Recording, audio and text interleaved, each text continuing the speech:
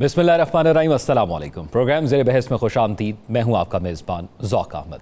नाज़रीन, अब से कुछ देर कबल पाकिस्तान के वज़ीर आज़म शहबाज शरीफ साहब ने यूनाइटेड नेशंस जनरल असम्बली में खिताब किया है और मुख्तलिफ अहम मामलात के हवाले से पाकिस्तान का पॉलिसी बयान इस जनरल असम्बली के सामने पेश किया है।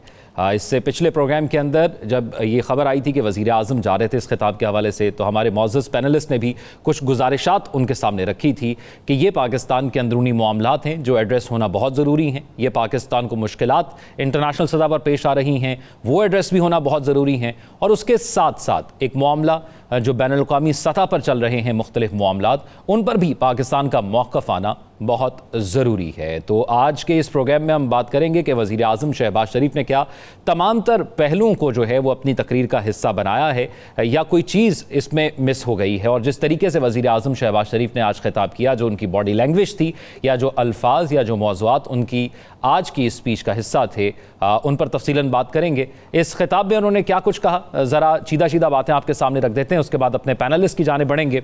वज़ीर आज़म शहबाज शरीफ ने जब खिताब का आगाज़ किया तो तिलावत कुरान पाक से किया। वज़ीर आज़म की जानिब से ये कहा गया है कि इसराइल गज़ा में फ़लस्तीनियों की नस्ल कुशी कर रहा है। वज़ीर आज़म ने कहा कि गज़ा के लोगों की सूरत हाल पर पाकिस्तानी अवाम के दुख और गम का इजहार करने के लिए यहाँ पर मौजूद हूँ। मसला फ़लस्तीन का वाहिद हल दो रियासती फार्मूले में है। वज़ीर आज़म शहबाज शरीफ ने यह भी कहा कि सिर्फ मजम्मत करना काफ़ी नहीं, हमें इस खून रेजी को रोकना होगा। साथ साथ उन्होंने ये कहा कि भारत ने UN करारदाद की खिलाफ वर्जी की है। उनकी जान से यह भी कहा गया कि फ़लस्तीन की तरह कश्मीर के आवाम भी दहाइयों से आज़ादी की जंग लड़ रहे हैं, जबकि उन्होंने कहा कि कश्मीरियों से भी बुरा सलूक किया जा रहा है। नई दिल्ली की जानिब से मकबूजा कश्मीर में हर लम्हा जुल्म किया जा रहा है। उसके साथ साथ पाकिस्तान के अंदरूनी मामलात के हवाले से खुसूसी तौर पर फितनल खवारिज का जो चैलेंज पाकिस्तानी फोर्सेज और पाकिस्तानी अवाम को अमन व अमान के हवाले से दरपेश है, उसका जिक्र किया। और फिर इसके साथ साथ दीगर दहशतगर्द तंजीमों के हवाले से भी पाकिस्तान की कार्रवाइयों के हवाले से आगाह किया। फिर मौसमियाती तब्दीली का जिक्र भी किया गया। अपने पैनलिस्ट को इंट्रोड्यूस करते हैं, उसके बाद फिर इस तकरीर पर बात करते हैं। साकिब साहब अरसद मौजूद हैं, राव खालिद साहब मौजूद हैं और साकिब बशीर साहब मौजूद हैं। तीनों सीनियर पैनलिस्ट हैं। नजमुल साकिब साहब, सबसे पहले आज की जो तकरीर वज़ीर आज़म साहब की जानिब से की गई है और कुछ गुजारिशात आपकी जानिब से भी की गई थी, ख़ुसूसी तौर पर उन लोगों के लिए, उन काबिल लोगों के लिए जो वज़ीर आज़म की तकरीर को तरतीब देते हैं, तो आज के इस खिताब को कैसे देखते हैं आप? बहुत शुक्रिया ज़ौक़ आपका। देखिए, बड़े इन्हिमाक से वो तकरीर सुनी है और देखी भी है, क्योंकि वो जो टेबल उन्होंने बजाया कई दफ़ा, उससे ज़ाहिर हो रहा था कि वो कितने जज्बाती हैं और उनकी जो जज्बात हैं वो उनके अल्फाज का साथ नहीं दे रहे थे। और थोड़ी देर के लिए मुझे लगा, जिस तरह मैं वज़ीर आज़म शहबाज शरीफ साहब को जिस तरह आम जलसों में मैं देखता हूँ, तो उसी तरह से मैं उनको देख रहा हूँ। और वो बड़े जोश खिताबत में उन्होंने कई दफ़ा जो है वो मेज़ को बजा के तो अपनी बात में वज़न पैदा करने की कोशिश की। देखिए, बॉडी लैंग्वेज बड़ी काउंट करती है। सबको पता है कि ये तकरीर लिखी हुई है, सबको पता है कि ये तकरीर जो है वो लिखने वाले होते हैं जो कि लिखते हैं। और इसमें हमने देखा फातमी साहब मौजूद थे, तो उनके होते हुए तो किसी और की ज़रूरत ही नहीं है। वहाँ पे UN की पूरी हमारी वो जो हमारा मिशन है UN में, यूनाइटेड नेशंस में, वो मौजूद है। इधर से फ़ॉरेन ऑफिस से उनको जो है वो ये सारी तकरीरें, और आखिरी वक्त तक इसकी मुझे जो इत्तला मिली वो ये मिली कि आखिरी वक्त तक इसकी नोक पलक जो है वो संवारी गई। ठीक है। कुछ चीज़ें जो कि मैं बहैसियत एक सिफारतकार के मैंने देखी, वो भी आपके साथ शेयर करना चाहूँगा, क्योंकि ये सारे तो आपने टॉपिक्स जो हैं वो बता दिए कि गज़ा पे बात की, कश्मीर पे बात की, क्लाइमेट चेंज की बात की, डेट ट्रैप की बात की, फिर अपने जो है वो मुआशी हालात में SIFC का जिक्र किया, CPEC 2 का जिक्र किया, और उसके बाद ये है कि टेररिज्म से, जो दहशतगर्दी से हमें मसाइल पेश हैं और जो $150 बिलियन का नुकसान है, उसका 80,000 जो हमारी जानें कुर्बान हुई, उनका जिक्र उन्होंने किया। उसके बाद उन्होंने इस्लामोफोबिया का जिक्र किया और तकरीर के आखिर में जाके उसको हिंदुत्व से जोड़ा, जो कि मुझे बड़ा अच्छा लगा बहैसियत एक सिफारतकार के, कि आप अपनी बात कही को सब्सटेंशिएट करते हैं, उसमें आप एविडेंस डालते हैं। उसके बाद उन्होंने कहा कि जी यूक्रेन की वॉर ख़त्म होनी चाहिए। जब उन्होंने ये कहा ना कि यूक्रेन की वॉर ख़त्म होनी चाहिए, तो मुझे समझ में आ गई कि जो हमारा स्टैंड था इस सिलसिले में, क्योंकि हम यूक्रेन के साथ भी नहीं हैं और हम रूस के साथ भी नहीं हैं। याद रहे कि हमारे एक प्राइम मिनिस्टर साहब उस दिन वहाँ मौजूद थे जिस दिन के ये यानी यूक्रेन की वॉर शुरू रशिया हुई में है, मौजूद। जिसको कि रशिया जो है वो कहता है कि जी स्पेशल ऑपरेशन है। अच्छा, अब ये है कि उन्होंने ये बताया कि जहां तक यूक्रेन की वॉर का ताल्लुक है तो हम चाहते हैं द वॉर मस्ट एंड, कि वॉर ख़त्म हो। यहां तक उन्होंने रखा, जो कि मेरे ख्याल में निहायत मुनासिब था, क्योंकि इसकी डिटेल में जाके आप खामखा के सवालात को जो है वो जन्म देते हैं। कोऑपरेशन विद अफ्रीका का उन्होंने जिक्र किया, पीस कीपिंग का जिक्र किया, लेकिन साउथ अमेरिका का जिक्र मुझे इसमें नज़र नहीं आया। मैंने शायद तकरीर ठीक तरह से सुनी नहीं, क्योंकि जब आप बात करते हैं ना इस फोरम पे, ये है दुनिया का सबसे बड़ा फोरम, ये कोई तकरीरी मुकाबला नहीं है, इसमें कोई फर्स्ट सेकंड थर्ड प्राइज नहीं मिलते। इसमें सिर्फ आप ये बताते हैं कि आप एक सॉवरन कंट्री हैं और दुनिया को खित्ते में जो मसाइल पेश आ रहे हैं या आलमी लेवल पे जो आपको मसाइल पेश आ रहे हैं, उनके बारे में आपका उसूली मौक़िफ़ क्या है।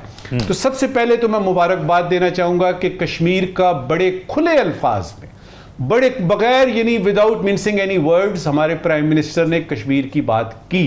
ठीक है। उसके बाद उन्होंने जेनोसाइड का लफ्ज़ इस्तेमाल जो हमने शुरू में किया था कि नस्ल कुशी का, उन्होंने इसको जेनोसाइडल वॉर करार दे दिया। अब वॉर में तो दो धड़े होते हैं, लिहाजा मैं थोड़ा सा मायूस हुआ कि इसको स्ट्रेट अवे कहना चाहिए था। और अब जबकि यानी नेतन्याहू की तकरीर मैंने अभी यानी आप ही के चैनल पे सुना कि जब उनकी तकरीर शुरू हुई तो हमारा पूरा डेलीगेशन वजीर आजम समेत जब निकल गया, ये एक इशारा था कि जी हम नहीं मानते, जो कुछ भी आपने कहना है हम इसको नहीं मानते। ओवरऑल अगर आप बात करें, बॉडी लैंग्वेज ठीक थी, थोड़ी सी ओवर थी लेकिन ठीक थी। और अगर पिछले साल की आप तकरीर को देखें तो काकड़ साहब के मुकाबले में बेहतरीन तकरीर थी। और उसके बाद ये है कि पाकिस्तान का जो मौक़िफ़ है उसूली, जो हमारी पॉलिसी है डिफरेंट इलाकाई और इंटरनेशनल पे, उन्होंने बड़े अच्छे तरीके से और बड़े मुनासिब अल्फाज में पाकिस्तान की नुमाइंदगी की है। ठीक है। राव खालिद साहब, एक तो वज़ीर आज़म के बाद नेतन्याहू का जब उनकी तकरीर शुरू हुई तो पाकिस्तानी वफ़द ने एहतजाजन वॉकआउट कर दिया। फ़लस्तीन पर बड़ी खुलकर वज़ीर आज़म साहब ने बात की है, तो आप कैसे देखते हैं? एक एहतजाज भी रिकॉर्ड करवाया गया है वॉकआउट करके, और फिर खुलकर जिक्र भी किया गया है और तमाम मसाइल को उजागर किया गया।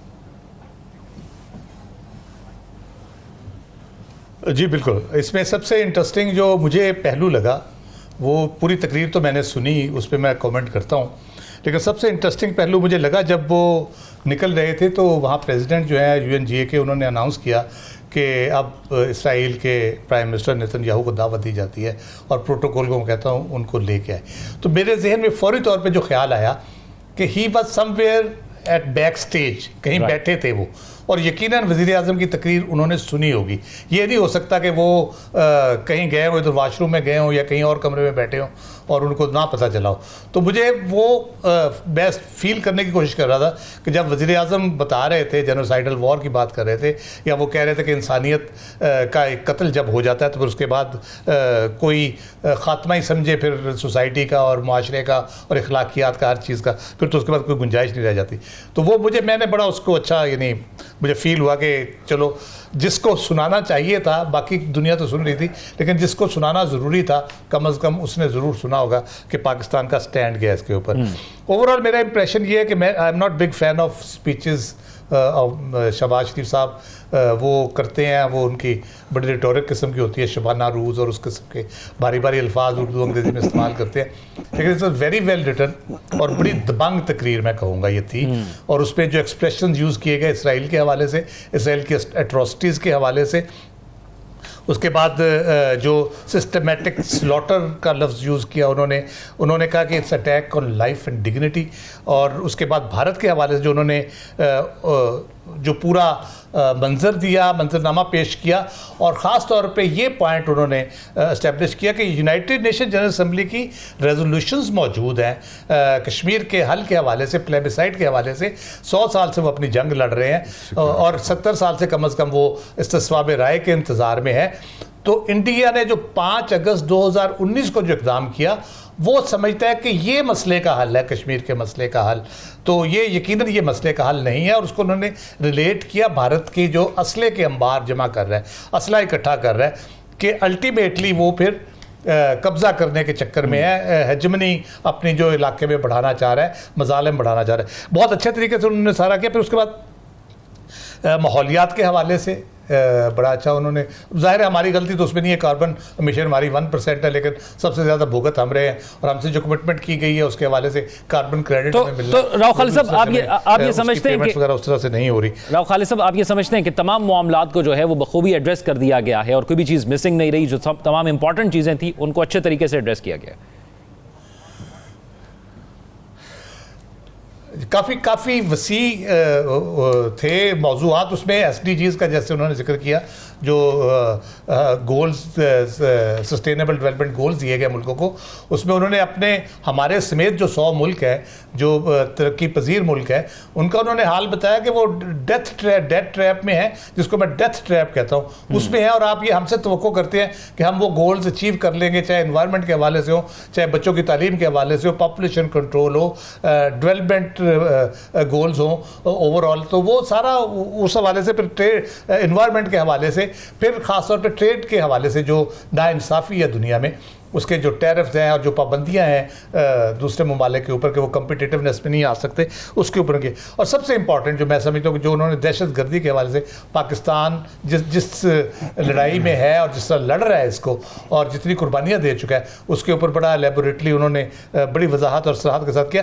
ओवरऑल मेरा ख्याल है कि बहुत टॉपिक्स ठीक थे, उनकी वर्डिंग्स बहुत अच्छी थी, तकरीर एक्सप्रेशंस जितने थे वो बड़े स्ट्रॉन्ग और पावरफुल थे, इसलिए मैं कहता हूँ कि खासी दबंग तकरीर थी। ठीक है साकिब बशीर साहब, एक तो बॉडी लैंग्वेज की बात हुई और जिस तरह शहबाज शरीफ साहब का एक खासा रहा है तकारीर के अंदर, वो डेस्क बजाते हैं और उंगली का जिस तरह इशारा एक मखसूस किस्म का करते हैं वो, तो आज हमें उसी तरह की बॉडी लैंग्वेज जोश और जज्बात के साथ नज़र आई।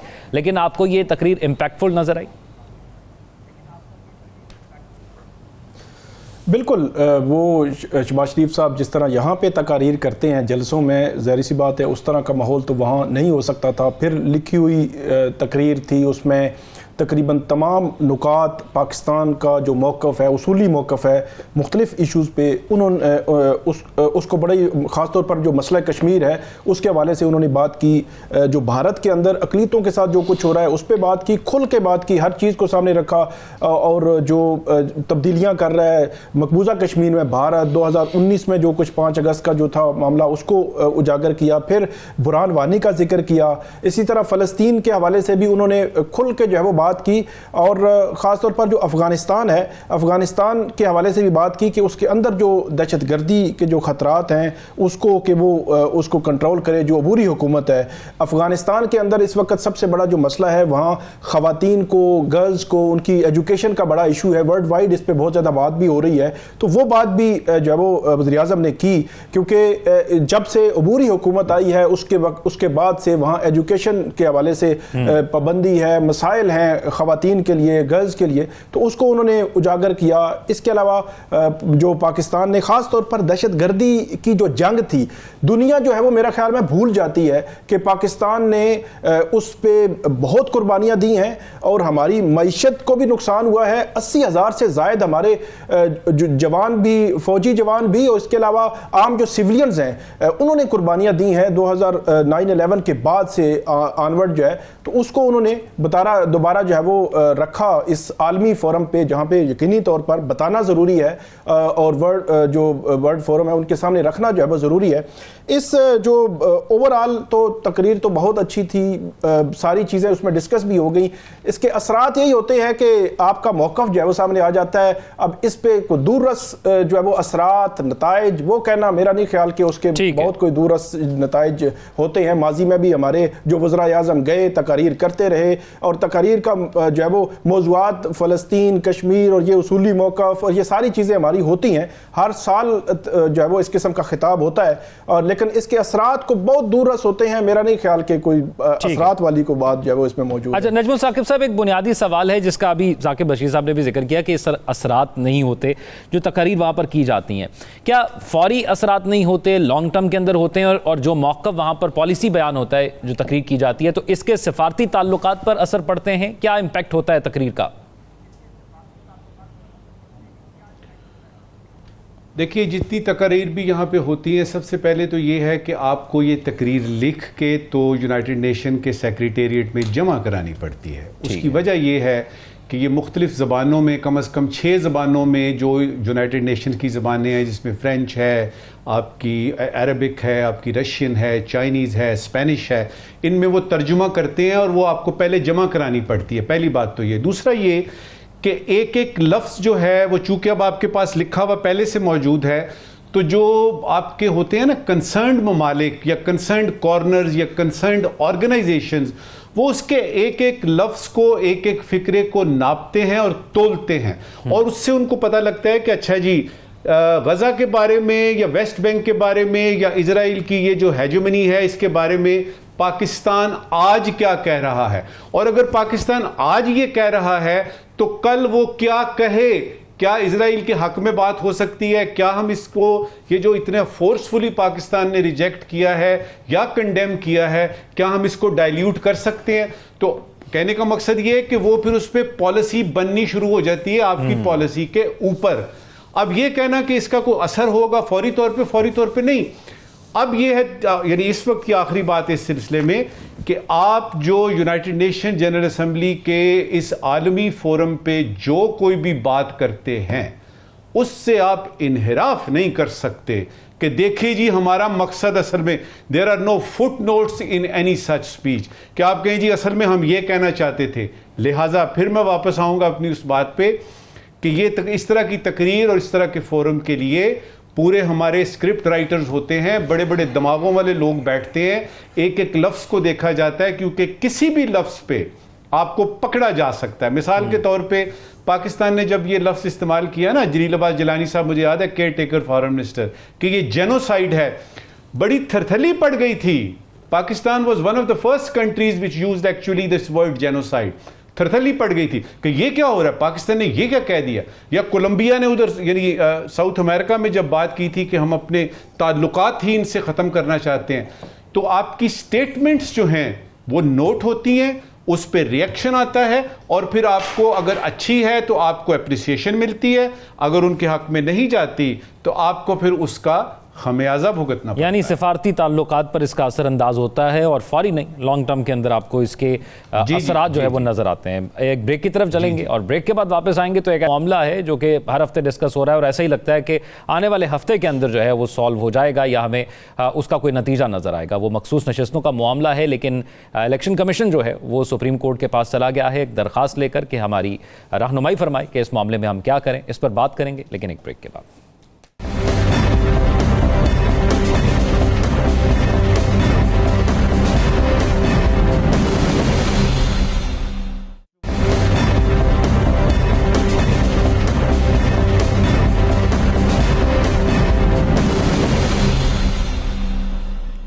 ब्रेक के बाद खुशामदीद नाज़रीन। बात करेंगे कहाँ मामले के हवाले से और मखसूस नशिस्तों का वो मामला है। इसके अंदर आइन और कानून के मुताबिक कहा जाता है कि कोई भी फैसला किया जाता है, और आइन और कानून क्या होता है जब किसी भी मामले के ऊपर इबहाम मौजूद होता है तो उसके अंदर राय सुप्रीम कोर्ट से ख़ास तौर पर जो पार्लियामेंट्री अफेयर्स हैं या उसके साथ साथ आइन की तशरीह का मामला है तो सुप्रीम कोर्ट के पास जाया जाता है। और सुप्रीम कोर्ट ये फैसला भी मामला भी सुप्रीम कोर्ट के अंदर लेकर गए। वहाँ पर 13 जजेस बैठे और आइन और कानून की रूह से जो पैटर्न डिसाइड किया जाता है वो पैटर्न ये होता है कि जो ज़्यादा तादाद के अंदर किसी एक मामले पर एग्री हो जाएगा वही आइन और कानून होगा। और इस मामले पे 8 जो जजेस थे उन्होंने एक स्टैंड लिया। उनका फैसला ये था कि पाकिस्तान तहरीक इंसाफ को ही मखसूस नशिस्तें दी जाएं।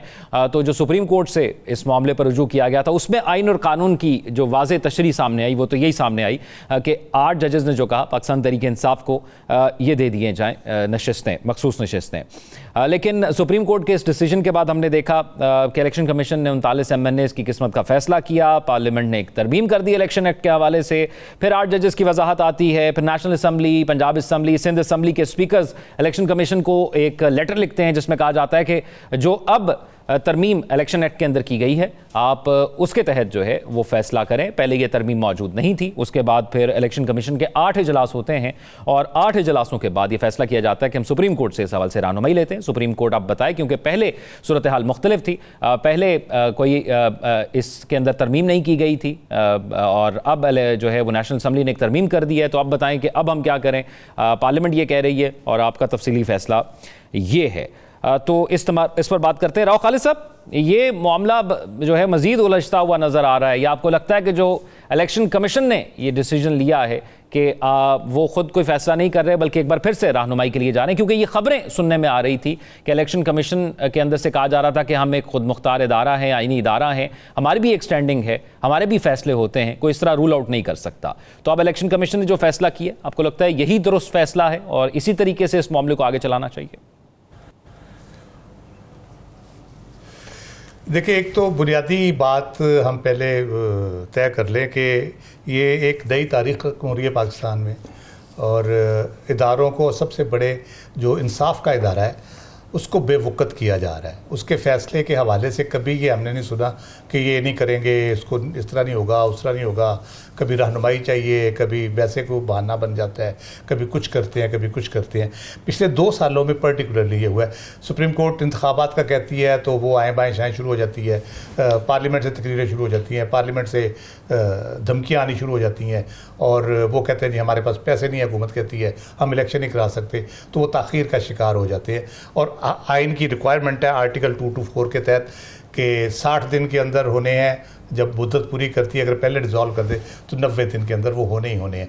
तो हम ये देख रहे हैं एक सिस्टमेटिक अप्रोच है हुकूमत की, पार्लियामेंट की और इलेक्शन कमीशन की, कि सुप्रीम कोर्ट को कोई जैसे कुछ सबक नहीं सिखाना होता या कोई उनको बताना होता है कि जी आप क्या बेचते हैं, हम बैठे हैं ना, हम करेंगे जो भी करेंगे, आप ऐसे ही इधर बैठे हैं। और फिर कॉन्स्टिट्यूशनल कोर्ट का एक तलवार ऊपर से और लटका दी है, और फिर एज के हवाले से, फिर जजों की तबादले के हवाले से, तरमीम का जो एक प्रोपेगेंडा हो रहा है किस तरह हो जाएगा उस तरह।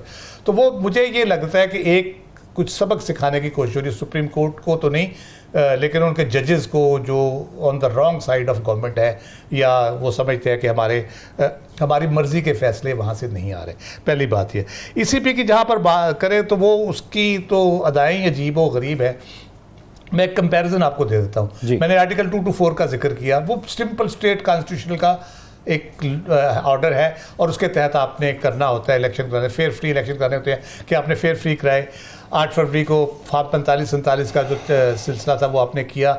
आर्टिकल 224 कहता है 14 दिन के अंदर आपने रिजल्ट देने होते हैं, क्या आपने दिए, आइन की आपने कहाँ कहाँ वायलेशन नहीं की। अब जब हम दूसरी तरफ आते हैं जो इलेक्शन कमीशन की प्ली रिजर्व सीट के अगेंस्ट, वो आप ज़रा गौर फरमाइएगा जी कि आइन के तहत एक इदारा बना है election commission of Pakistan. Election commission of Pakistan ने अपने रूल्स, अपना लॉ बनाया है जो पार्लियामेंट ने उसको बना के दिया उसको रन करने के लिए। उस लॉ के तहत इलेक्शन कमीशन ने अपने रूल्स बनाए हैं। ये तीसरी स्टेज हो गई। चौथी स्टेज आती है रूल्स के अंदर फिर एक एक्सप्लेनेशन है 94 की, ठीक है, वो उसकी शिक भी नहीं है, बाकायदा सिर्फ वजाहत है उसके अंदर कि पॉलिटिकल पार्टी उसको तस्वर किया जाएगा जिसके पास इंतखाबी निशान होगा। अब मुझे बताएं, आर्टिकल 224 एक तरफ ये जो कहता है वो आप नहीं मान रहे, आप हुज्जत कर रहे हैं, कभी कोई बहाना बना रहे हैं, कभी कोई बहाना बना रहे हैं, उसमें से मीन मेख निकाल रहे हैं, कभी गवर्नमेंट आपकी मदद कर रही है, कभी आप खुद चीज़ों को ख़राब कर रहे हैं, डेट पे आप प्रेसिडेंट से झगड़ा डाल के बैठे हुए हैं। लेकिन जब आपने इम्प्लीमेंट करना है तो आपने आइन से निकल के आप अपने स्ट्रक्चर पे आए, स्ट्रक्चर के बाद अपने लॉज में आए, लॉज के बाद आप रूल्स में आए, रूल्स के बाद आप एक एक्सप्लेनेशन में आए। और मज़े की बात यह, रूल्स में सारी डेफिनेशन दी गई है, शुरू में 15 किस्म की चीज़ों के ऊपर, पॉलिटिकल पार्टी की डेफिनेशन नहीं है उसमें। अच्छा राव खालिद साहब, 94 के अंदर जाके एक्सप्लेनेशन में वजाहत में आती है। अच्छा राव खालिद साहब, एक बुनियादी फर्क है, बदरा बहाना बसियार वाली बात है। एक सवाल ये कि बुनियादी फर्क जिसके ऊपर असल मसला अटका हुआ है वो ये है कि इलेक्शन कमीशन ने कहा है कि 3 दिन के अंदर कोई भी पार्टी ज्वाइन की जा सकती है इंतखाबात के बाद। यहाँ पर यह कहा जाता है कि अब जो सुप्रीम कोर्ट ने कह दिया है कि आप 15 दिन के अंदर जमा कराएं, ये बुनियादी इख्तलाफ सबसे ज्यादा है। जी मैं बता देता हूँ आपको 187 के, अब मैं अगला इशू वही था मेरा। 187 है कि कंप्लीट जस्टिस का एक कॉन्सेप्ट है जिस पर इरफान सिद्दीकी साहब को बड़ा एतराज़ है और बाकी लोगों को भी कि ये कहाँ से आ गया जी कंप्लीट जस्टिस। उनको सिर्फ याद दिहानी के लिए, मियाँ साहब जब बाहर चले गए थे मुशर्रफ के दौर में तो 7 साल बाद वापस आए थे। अपील के लिए 30 दिन होते हैं, उन्होंने 7 साल बाद आके अपील की थी। अगर वो टेक्निकल बुनियादों पे कोर्ट जाती तो वो ना उनकी अपील मंजूर होती, वो सीधे जेल में होते और उम्र कैद की सज़ा काट रहे होते। लेकिन कोर्ट ने देखा कि इनके साथ ज्यादती हुई थी, कंप्लीट जस्टिस नहीं हुआ था, उन्होंने 7 साल का वेवर दिया उनको, 187 के तहत वो वेवर उनको मिला। उसके बाद अभी जब वो आए हैं, अभी फिर वो वायलेशन में थे, फिर उनको वेवर दिया गया 187 के तहत कंप्लीट जस्टिस देने के लिए उनको ये दिया गया। 1993 में जब उनकी गवर्नमेंट डिसमिस की साख खान ने, उस वक्त सुप्रीम कोर्ट ने 187 अप्लाई किया कंप्लीट जस्टिस, और उसमें प्ली उन्होंने ये ली जो इसमें मंसूर अली शाह साहब ने इस केस में भी वो ली है कि जब किसी पॉलिटिकल पार्टी के पास हुकूमत करने की अक्सरियत मौजूद हो तो it amounts to fundamental right, क्योंकि लोगों ने उनको मुंतखब किया है, तो इसलिए उसकी हुकूमत को डिसमिस नहीं किया जा सकता। तो ये 187 इसको कहते हैं कि जब आप टेक्निकलिटीज़ में किसी को सज़ा देना चाहें तो जो कंप्लीट जस्टिस में जब आप जाते हैं, इंसाफ की तरफ जब आप जाते हैं, तो उसके तहत किया जाता है। सुप्रीम कोर्ट ने किया ये है कि जिस दिन उन्होंने गलत इंटरप्रेट किया बैट का फैसला, इलेक्शन कमीशन ने, इलेक्शन से पहले की बात है, वो वहां पे ले गया सारे केस को अपने को।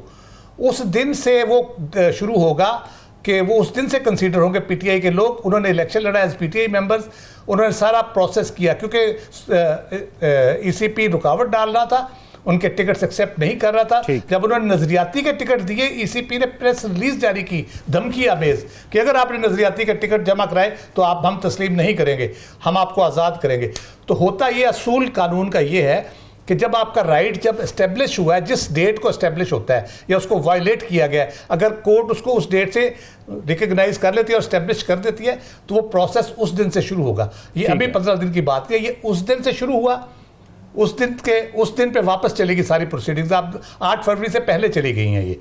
उससे प्रोसेस जब होगा तो वो इसी तरह होगा जैसे पीटीआई के कैंडिडेट इलेक्शन लड़ा, पीटीआई के कैंडिडेट इलेक्शन जीता, उन्होंने अपना लिस्टें भी दे दी, डिक्लेयर भी कर दिया सारा कुछ आपको, तो वो उस वजह से ये कर रहे हैं। अदरवाइज ये नहीं है कि कोई उन्होंने अपने तरफ से सुप्रीम कोर्ट ने कहा कि नहीं जी हम तो इसी तरह ही करेंगे। वो कहते हैं वजह बता दें आप। इलेक्शन कमीशन पूरे केस में ये नहीं बता सका कि हमने क्यों उनको आज़ाद कर दिया, क्यों हमने कहा कि आज़ाद है, जबकि सुप्रीम कोर्ट का फैसला ये नहीं था। पॉलिटिकल पार्टी को आप ख़त्म नहीं कर सकते इस तरह से करके कि जी सुप्रीम कोर्ट ने निशान ले लिया तो आप 94 रूल की एक्सप्लेनेशन में जाके तो पूरे का पूरा उनका जो सारा कोशिश है उसको नकारा और बिल्कुल बेकार कर दें। और पार्लियामेंट में देखिए 1.5-2 करोड़ वोटों की बुनियाद पे ये रिजर्व सीट्स आनी है। बिल्कुल उनकी रिप्रेजेंटेशन कौन करेगा? वो करेंगे जिन्होंने 1 करोड़ लिया है जी। राइट, ठीक है। नजमुल साकिब साहब, मैं अपनी आसानी के लिए एक चीज़ समझना चाहूँगा। मेरे हाथ में पानी की एक बोतल है और फ़र्ज़ करें ये पानी की बोतल आधी खाली है और मैं कहता हूँ कि ये पानी की बोतल आधी खाली है और आप तीनों मौज़ज़ मेरे तज्ज़ियाकार कहते हैं कि ये भरी हुई है, आधी भरी हुई है। तो आपका क्योंकि वोट ज़्यादा है, 3 वोट हैं, तो आज से तसव्वुर होगा कि हम इसको इस तरह मेंशन करेंगे कि ये आधी भरी हुई है। क्या मैं भी गलत नहीं रहा और क्या आप भी ठीक रहे हैं? तो क्या ये सुप्रीम कोर्ट का और जो पार्लियामेंट का और इलेक्शन कमीशन का मामला क्या इतना आसान है कि दोनों तरफ से सही कहा जा रहा है लेकिन एक मर्जी का सच उधर है और एक मर्जी का सच इधर है? क्या ये इस तरह है मामला? देखिए, ये पानी की बोतल जो आपने बताया ना कि आधी भरी हुई है और आप कह रहे हैं कि आधी खाली है, हम कह रहे हैं आधी भरी हुई है, यहाँ तक तो ये दलील चलती है अगर ये वाकई पानी की बोतल है। ये वाली जो पानी की बोतल है ना, ये पूरी की पूरी भरी हुई है। इसके बारे में आप क्या कहेंगे? ये तो किसी को भी दिखाएंगे। मैं मिसाल देता हूँ, मिसाल के तौर पे वजाहती नोट भी आ गया। पहले तो मेजॉरिटी के वो आपका आया, जजमेंट आई, वजाहती नोट आया, उस वजाहती नोट को तफसीली फैसले का हिस्सा बनाया गया, फिर वजाहती नोट पे भी वजाहत आ गई। मुझे ये बताइए, ये तो बोतल पूरी की पूरी भरी हुई है। अब कोई अगर ये कहे कि ये कव्वा काला नहीं है, ये सफेद है, मैं ना मानूं, इस पे तो कोई, देखिए अक्ल और दलील की एक हद होती है। मुनीर नियाज़ी ने कहा था सपने की भी हद होती है। इस सिलसिले में मैं देख रहा हूं कि हुकूमत की तरफ से जो दलाइल आ रहे हैं उनकी कोई हद नजर नहीं आ रही। सीधी सी बात है। मेरा पहला सवाल यह है कि ईसीपी ये ताखीरी हरबे क्यों इस्तेमाल कर रही है? पहला सवाल। ठीक है। दूसरा सवाल, अगर आपकी एपेक्स कोर्ट जो पाकिस्तान की सबसे बड़ी कोर्ट है, supreme court, as we speak अभी तक तो वही है, कॉन्स्टिट्यूशनल कोर्ट तो अभी नहीं बनी, अगर आपकी सुप्रीम कोर्ट एक फैसला देती है जिसमें किसी किस्म का कोई अबहाम नहीं है, कोई प्रोवाइजोज नहीं है, कोई कंडीशनैलिटीज नहीं है, कोई मुश्किल अल्फाज लैटिन के बीच में एक्सप्रेशंस नहीं इस्तेमाल हुए हुए, साफ साफ है ये पीटीआई है, ये सियासी पार्टी है, ये मखसूस नशिस्तें इनको जाएंगी। तो अगर ईसीपी ताखीरी हरबे कर रहा है इस्तेमाल तो क्यों कर रहा है, और अगर सुप्रीम कोर्ट का फैसला कोई आ जाए जो कि अनइक्विवोकल हो, जो कि बड़ा क्लियर हो, उस पे अमल दरामद किसने करवाना है? आप सुप्रीम कोर्ट से तवक्को ये तो नहीं रखते ना कि पुलिस भेजेगी, को डाले भेजेगी, को वीडियो जाएगा, को फलाना होगा। वो तो हुकूमत वक्त ने करना है। अब आते हैं हुकूमत वक्त की तरफ। सीधी सीधी सी बात है ज़ौक कि हुकूमत वक्त जो है ना सिर्फ ये है कि उनकी अना का मसला बन चुका है, बल्कि ये है कि ये मखसूस नशिस्तें उन्होंने कुछ भी हो जाए, वो कहते हैं ना over my dead body type माहौल, उस किस्म का माहौल पैदा हुआ है कि अना पे ले गए। ये मखसूस नशिस्तें पीटीआई को नहीं देनी। बदकिस्मती आखिरी बात इस वक्त की, हुकूमत मखसूस नशिस्तें पीटीआई को नहीं देना चाहती, और इसके लिए चाहे उनको पार्लियामेंट में कुछ भी करना पड़े, किसी किस्म की तौजीह पेश करनी पड़े, और ईसीपी ने तो सलूट के लिए मुसलसल ये हाथ अपना दायां यहां रखा हुआ है कि जो आप कहेंगे मिनोअन मानेंगे। दूसरा ये है कि हुकूमत मौजूदा चीफ जस्टिस से कोई खुश नजर आती है। अच्छा, ये एक बहुत बड़ा फैक्टर है। और इसमें वो जो बातें हैं ना जी एक्सटेंशन वगैरह, ये तो बाद में देखेंगे। और असल बात क्या है, फैसले अपनी मर्जी के लेने हैं। और अच्छा, एक और चीज, एक नजमुल साकिब साहब, एक और चीज एक चीज ये है, एक चीज ऐड कर ले। इरफान सिद्दीकी साहब ने कहा है कि मखसूस नशिस्तें अदालती फैसले से मामला मजीद पेचीदा नजर आ रहा है। उनको क्या पेचीदगियां नजर आ रही हैं मजीद? जी उन्होंने देखे, इरफान सिद्दीकी साहब एक बड़े मंझे हुए उस्ताद हैं, पार्लियामेंटेरियन हैं, और उनकी ज़बानों बयान पे किसी किस्म का कोई इशारा नहीं किया जा सकता। वो आप उनको इस तरफ टेबल के खड़ा करें, वो ऐसी ऐसी दलीलें देंगे कमाल की। मैं उनको ज़ाती तौर पे जानता हूँ और मद्दाह हूँ उनका। उन्होंने ये कहा जी कि तफसीली फैसले से मुश्किलात हल नहीं हुई, मुश्किलात में इजाफा हुआ है। सवाल ये है कि ये तो बड़ी एक जनरल सी टर्म है, इसको तो आप किसी वक्त भी कर सकते हैं। मसलन पाकिस्तान जो है वजूद में आया, कुछ मुश्किलात हल हुई लेकिन कुछ नहीं भी हुई। तो जहां तक इरफान सिद्दीकी साहब का ताल्लुक है, वो बड़े अच्छे वकील हैं मुस्लिम लीग नून के और एक ज़बरदस्त सेनेटर हैं। लेकिन मेरा पॉइंट वही है कि अब अगर आके अदलिया में, और ख़ासतौर पे हाई कोर्ट इस्लामाबाद और आपके जो सुप्रीम कोर्ट में कुछ जजेस ने कुछ स्टैंड ले लिया है, और इधर से इब्तिदा होती है जो कि आज से 10 साल बाद, 20 साल बाद, अब इस जंग में जबकि अदलिया और ये जो आपकी इंतजामिया आंखों में आंखें डाल के देख रही है और दलीलें सबके पास हैं। और ये आपको बता दूं, टेक्निकलिटीज लॉ में जो है वो आपके सामने कत्ल होता है। वो कोयटा का आपको याद है, वो बस आई, वो जो एक गाड़ी थी, उसने सामने वो किया, उन्होंने कहा जी नहीं इसमें तो विटनेसेस नहीं है, टेक्निकलिटीज में डाल देंगे कुछ भी हो जाएगा।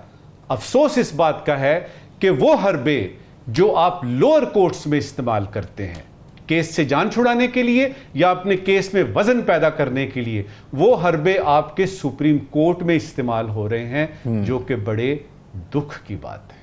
ठीक है साकिब बशीर साहब, ये बात की जाए कि डिले टैक्टिक इस्तेमाल हो रहा है, इलेक्शन कमीशन ऑफ पाकिस्तान इसको इस्तेमाल कर रहा है, हुकूमत के हक में तो नहीं जाती, क्योंकि हुकूमत को तो जल्द से जल्द ये फैसला चाहिए और मखसूस नशिस्तों का यही फैसला चाहिए कि वो उनको मिल जाए और पीपल्स पार्टी को मिल जाए ताकि आईनी तरमीम आराम से पास हो जाए। तो ये अगर डिले टैक्टिक है तो ये तो हुकूमत के नुकसान में है। नहीं, हुकूमत का नुकसान नहीं है, उनको फ़ायदा ही फ़ायदा है। 12 जुलाई को फैसला आया था और आज 27 सितंबर है और इलेक्शन कमीशन ने सुप्रीम कोर्ट ऑफ पाकिस्तान की फुल कोर्ट के फैसले पर अमल नहीं किया। मेरा ये ख्याल है कि ये निज़ाम इंसाफ के लिए बहुत ही एक खौफनाक किस्म की रवायत कायम की जा रही है। इसका आगाज़ तब हुआ था जब 90 रोज़ इलेक्शन कराने के हवाले से सुप्रीम कोर्ट ने फैसला दिया था कि आइन में 90 रोज़ में आपको पर इलेक्शन कराने के आप पाबंद हैं, वो इलेक्शन नहीं करवाए गए। और उसके बाद फैसले पर अमल नहीं हुआ, सुप्रीम कोर्ट के फैसले पर, और जिन्होंने अमल नहीं किया उनके खिलाफ कोई कार्रवाई नहीं हुई। तो वो एक रवायत पड़ी, वो 3 या 5 जजेस थे जिन्होंने फैसला दिया था, और अब सुप्रीम कोर्ट की फुल कोर्ट ये फैसला दे रही है और एलानिया तौर पर उस फैसले को इलेक्शन कमीशन नहीं मान रहा। मेरा यह ख्याल है कि पाकिस्तान में निज़ाम इंसाफ के लिए ये बहुत ही खौफनाक जो है वो सूरत हाल है। जो आपने बात की, मैं ये समझता हूँ कि इलेक्शन कमीशन ने आज जो दरख्वास्त डाली है सुप्रीम कोर्ट ऑफ पाकिस्तान में, उसमें इलेक्शन कमीशन बुनियादी तौर पर उन्होंने ये सवाल रखा है कि एक तरफ इलेक्शन एक्ट में तरमीम हुई है और दूसरी तरफ सुप्रीम कोर्ट का फैसला है, हमें बताएं हम कहाँ जाएं। और साथ ही मुख्तलिफ जो वजूहात उन्होंने और भी रखी हैं कि PTI को जो उनके आज़ाद उम्मीदवार थे 39 थे, 41 नहीं थे, 41 की ये पोजीशन है, 3 दिन में शामिल होना है, 15 दिन में नहीं हो सकते। लेकिन इलेक्शन कमीशन उन 70 सफ़ात में लिखे गए अपने खिलाफ चार्ज शीट पे बिल्कुल बात नहीं कर रहा, पूरी चार्ज शीट है। सुप्रीम कोर्ट ऑफ पाकिस्तान ने इसको पूरे केस को बड़े मुख्तलिफ अंदाज में देखा है और एक एक सवाल का जवाब दिया गया है कि सुन्नी इत्तेहाद काउंसिल को नशिस्तें क्यों नहीं दी और PTI को क्यों दी हैं, बैरिस्टर गोहर के या उमर अयूब जो सेक्रेटरी जनरल थे उनके दस्तखत क्यों जो है वो मानना ज़रूरी है। इसके अलावा जो चार्ज शीट है उसकी मुख्तसर रुदात मैं आपके सामने रखता हूँ। 22 दिसंबर को इलेक्शन कमीशन जो फैसला किया वहाँ पे ये क्लियर नहीं किया, कन्फ्यूजन छोड़ी, जिसका खुमियाजा भी इलेक्शन कमीशन के ज़िम्मे होना चाहिए कि हम सिर्फ बल्ले का निशान ले रहे हैं, हम जो है वो PTI के बाकी हुकूक बरकरार रहेंगे। फिर उसके बाद आता है 13 जनवरी सुप्रीम कोर्ट का फैसला आता है। सुप्रीम कोर्ट के इस फैसले में यह कहा गया कि उस 13 जनवरी के सुप्रीम कोर्ट के फैसले में भी यह वजाहत नहीं की गई कि बल्ले का निशान ले रहे हैं, बाकी PTI के हुकूक बरकरार रहेंगे। फिर इलेक्शन कमीशन ने भी इसकी वजाहत नहीं की 13 जनवरी को। 2 फरवरी को सलमान अकरम राजा जाते हैं कि मुझसे आपने बल्ले का निशान मुझे नहीं दे रहे, कोई मसला नहीं, मुझे PTI डिक्लेयर करें।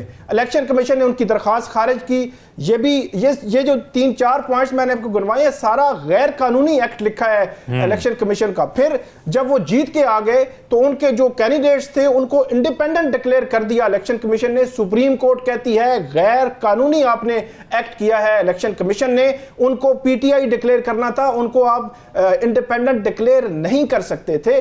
तो ये मल्टीपल जो है वो किस्म की चार्ज शीट है इलेक्शन कमीशन के खिलाफ। इलेक्शन कमीशन इन पे बिल्कुल भी नहीं आ रहा। 187 का जो इख्तियार दिया गया है, अब अंदाजा लगाएं इलेक्शन कमीशन उससे बाहर नहीं हो रहा।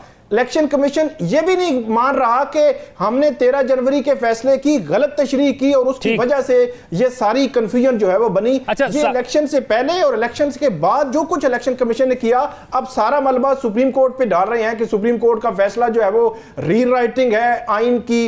8 जजेस फैसला दे रहे हैं और इलेक्शन कमीशन मान ही नहीं रहा।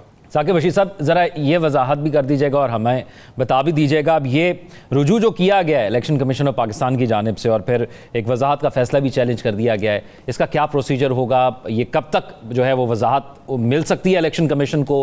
किस तरीक़ाकार से मिलेगी कि भाई आप इस पर अमल दरामद करें? एक तो इलेक्शन कमीशन की जो नज़रसानी पहले दायर हुई थी, क्योंकि उस वक्त तफसीली फैसला नहीं आया था, अब आया है तो फ्रेश जो ग्राउंड्स हैं, एडिशनल ग्राउंड्स हैं, उन पे नज़रसानी जो वो दायर की है इलेक्शन कमीशन ने। लेकिन साथ ही उस वजाहत को भी, उसकी वजाहत की भी नज़रसानी जो है वो दायर कर दी है। हालांकि वो जो वजाहत थी वो सुप्रीम कोर्ट ने अपने तफसीली फैसले का हिस्सा बना दी, उस पर तो ज़रूरत ही नहीं थी। ऐसे लगता है कि जो सुप्रीम कोर्ट ने 70 सफ़ात के फैसले में भी लिखा, ड्यूरिंग प्रोसीडिंग भी ये बात हुई और इलेक्शन कमीशन को ये चीज़ बावर कराने की कोशिश की गई, लेकिन इलेक्शन कमीशन समझा नहीं कि आप एक आईनी इदारा हैं, आप गैर जानिबदार हैं, आप किसी भी पार्टी के खिलाफ फ्रीक नहीं बन सकते। इस तरह फुल फ्लैग फ्रीक बना हुआ इलेक्शन ऐसे लगता है कि वो उन्होंने वो बात मानी ही नहीं। आखिरी बात मैं ये करूंगा कि जो इरफान सदीकी साहब, बाकी हुकूमती जो वज़रा हैं वो बात कर रहे हैं, एक चीज़ बड़ी क्लियर है कि वो कहते हैं जी PTI को ये नशिस्तें ना दें और इनको नहीं देनी चाहिए थी तो सुन्नी इत्तेहाद काउंसिल को, तो वो तो डिस्प्यूट अलग है, उसको कुछ टाइम के लिए आप अलग कर दें। ये कहीं नहीं लिखा हुआ कि हुकूमती पीपल्स पार्टी को मिल जाएंगी, नून लीग को मिल जाएंगी, क्योंकि इनको अपने तरासुब से मिल चुकी हैं। ठीक है, यानी ये भी एक डिस्प्यूट है, उससे मिल चुकी हैं, उससे बाहर ये नहीं जा सकती। इसकी भी एक पॉइंट है, मैं अगर आप एक मिनट दे तो मैं जी जल्दी से।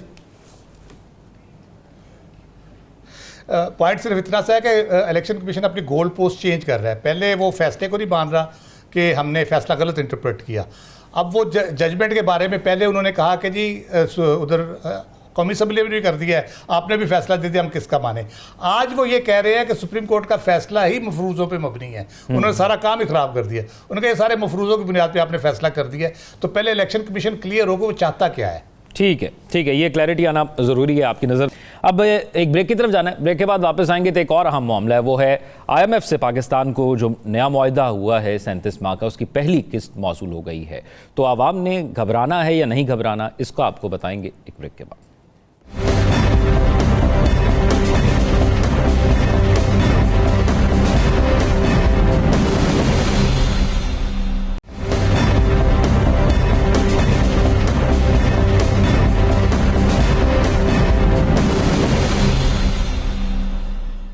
के बाद खुशामदीद नाज़रीन। IMF मुआहदा पाकिस्तान का तय हो गया है। ये मौशी तौर पर पाकिस्तान के लिए खुशखबरी है। $7 अरब का ये मुआहदा है। पहली किस्त इसकी पाकिस्तान को मौसूल हो गई है और दूसरी किस्त का भी कहा जा रहा है कि वो भी इसी साल के अंदर मौसूल हो जाएगी और 37 माह के अरसे पर ये मुहित है। लेकिन जो शराइत सामने आ रही हैं वो काफ़ी सख्त हैं। आज अपने पैनलिस्ट इसी हवाले से जानेंगे, क्योंकि ये जो इस मुआहदे की शराइत सामने आई हैं उसमें कहा गया है कि NFC अवार्ड फार्मूला जो है उसको रिव्यू किया जाएगा, जो सूबों को तकसीम की जाती है वसाइल की, उसको रिव्यू किया जाएगा और फिर सूबाई सब्सिडीज़ जो हैं वो भी IMF मुआहदे का हिस्सा होंगी। कोई भी सूबा अपने तय कोई फैसला नहीं ले सकता सब्सिडीज़ के हवाले से, और सूबाई बजट भी IMF के साथ डिस्कस करना होगा।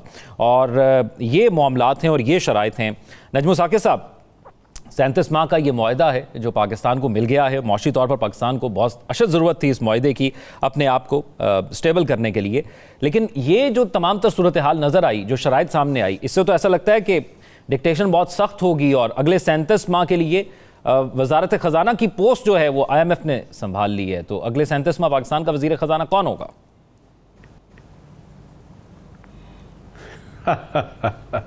मज़ेदार सवाल है।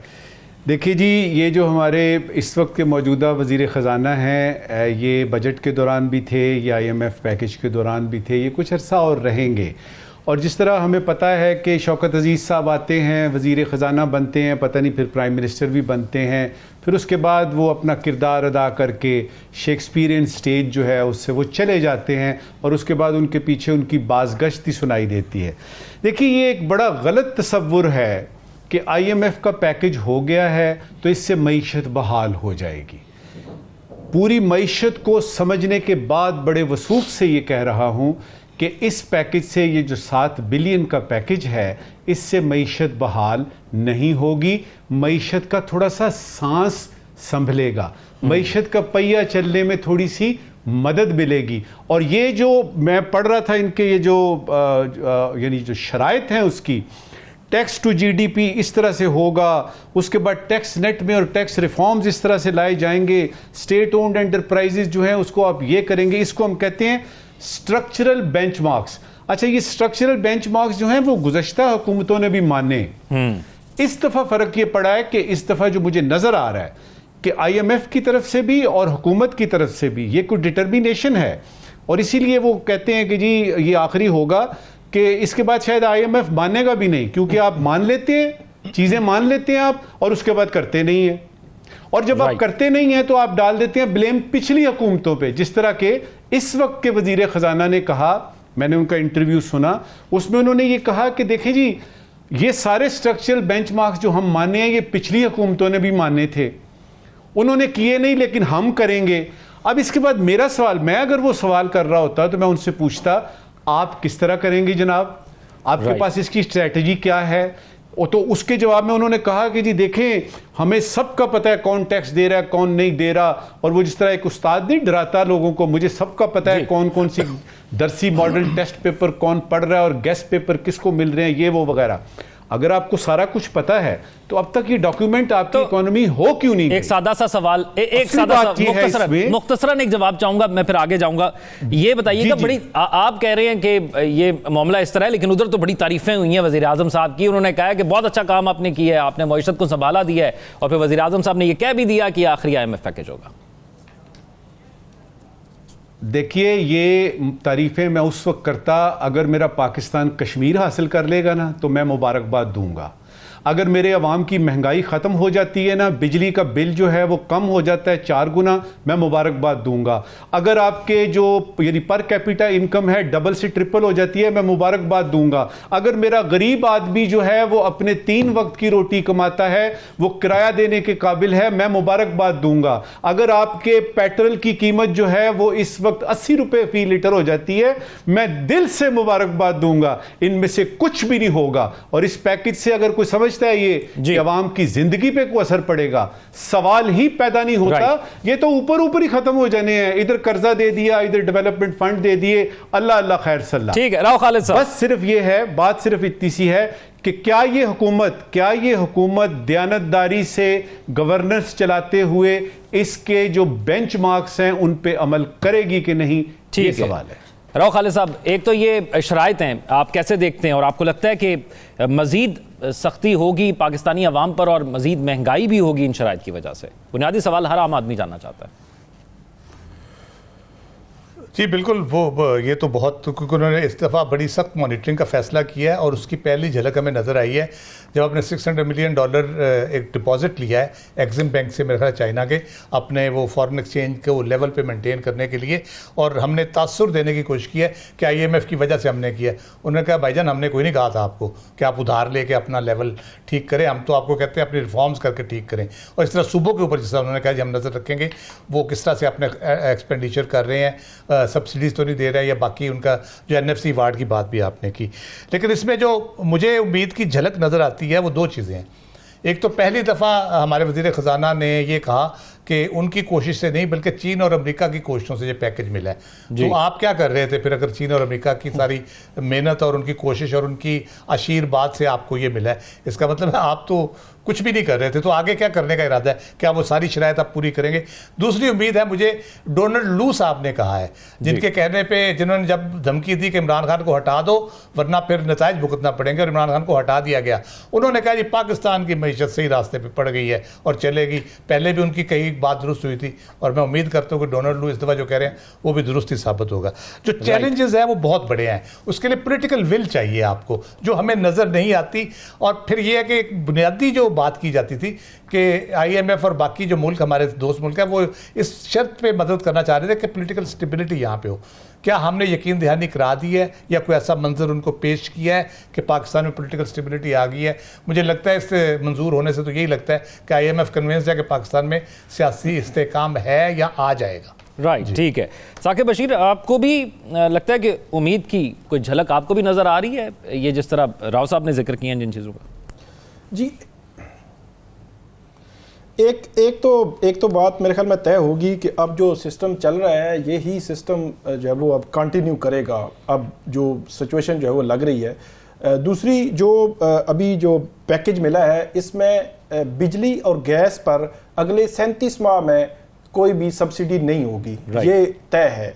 इसके अलावा जो हमने दोस्त ममालिक से कैश डिपॉजिट जो है वो 12.7 अरब डॉलर का लिया हुआ है, वो भी तकरीबन 37 माह हमें कंटिन्यू रखना पड़ेगा। हर साल की बुनियाद पर रोल ओवर जो है उनको कहना पड़ेगा, और हर साल की बुनियाद पर अगर उन्होंने वापस लिए या उन्होंने कहा कि हमें वापस करें तो फिर सिचुएशन में तब्दीली आएगी। इसके अलावा जो एक तो नजकारी करना इसमें शामिल है, हुकूमती अदारों में बेहतरी, और इसके अलावा ओवरऑल जो मालियाती निज़ाम है उसको बेहतर करना है, टैक्स मासूलात में इजाफे का प्रोग्राम है। काफ़ी मुश्किल है, यकीनी तौर पर आवाम को भी ये भुगतना पड़ेगा, लेकिन अगर हम ये इसको पूरा कर लेते हैं और जो इस्तेकाम रहता है, पॉलिटिकली भी इस्तेकाम जो ज़रूरी है माशी इस्तेकाम के लिए, तो मेरा ये ख्याल है कि मुल्क के लिए शायद जो है बेहतर होगा अगर गवर्नमेंट और हुकूमत की, ठीक है, यकीनी तौर पर आप ये समझते हैं कि ये मुल्क के लिए जो है वो बेहतर होगा अगर इस पर अमल कर लेते हैं। तो नजम साकिब साहब, आज के ज़रूरी और गैर ज़रूरी सवाल। जी, आज के ज़रूरी सवाल, आज का ज़ौक़ ये है कि हुकूमत वक्त ने महंगाई ख़त्म करने का अज़्म किया, कोई नतीजा नहीं निकला। जमात इस्लामी ने महंगाई के ख़िलाफ़ एहतजाज किया, कोई नतीजा नहीं निकला। PTI ने महंगाई के ख़िलाफ़ जलसे किए, कोई नतीजा नहीं निकला। ज़रूरी सवाल ये है कि महंगाई कम करने के लिए आसमान से फरिश्ते उतरेंगे या आवाम सिर्फ बयानबाजियाँ ही देखते रहेंगे? राइट, आज का गैर ज़रूरी सवाल। खान ने कहा है कि इजरायली अखबार में सिर्फ उनकी तारीफ की गई है और ये कि इन पागलों को अंग्रेज़ी की समझ नहीं आती। गैर ज़रूरी सवाल ये है कि अंग्रेज़ी तो गैर ज़बान है। चेक करें कि जो आप अपने साथियों को उर्दू में पॉलिसी समझाते हैं वो इनको समझ आती है कि नहीं। ठीक है, इन दोनों के जवाब सोशल मीडिया पर हमारे नाज़रीन हम तक ज़रूर पहुँचाएँ। ख्याल रखिएगा। अल्लाह हाफ़िज़।